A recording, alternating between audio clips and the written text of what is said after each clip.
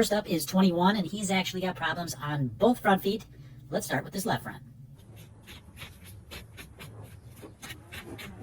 Both these bulls today are pasture bulls, so we're going to make sure we get these soles cleaned up a little bit before we start the grinder, just in case there might be some rocks hidden up inside there. I can already see the problem with this guy.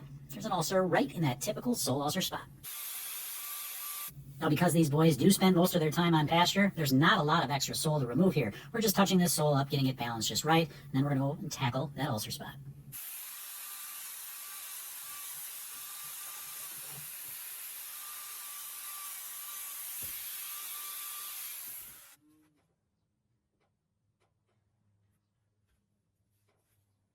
Now, in general, you don't see a lot of sole ulcers associated with pasture cows because they're walking on softer ground. That force is taken up then by the ground and not their feet as they are when they're walking on concrete.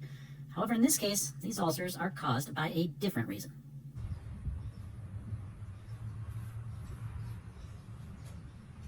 This sole ulcer is actually quite small. You're going to see a large one when we get over to that right front on this guy. But first, let's get this wrapped up and get a block on that other claw. Take the pressure off of this one. We'll get this claw fixed first, and then we'll move to that other one, which, like I said, is much worse.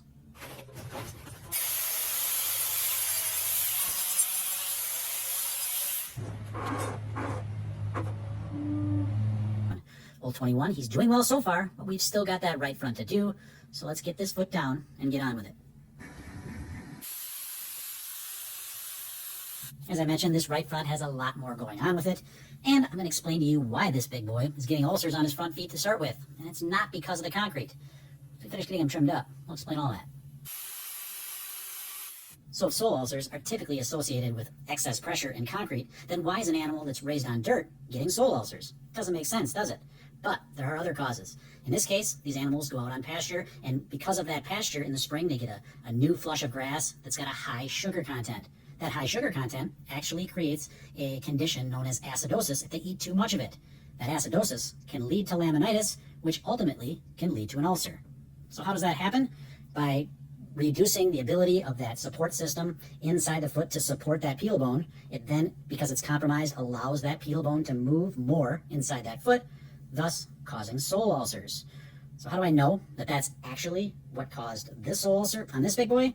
Well, because it's not the only one I saw this day. I saw all sorts of different levels of sole ulceration and hemorrhaging in that typical sole ulcer site across all animals in this herd, not just him. Here's a picture of a few of those.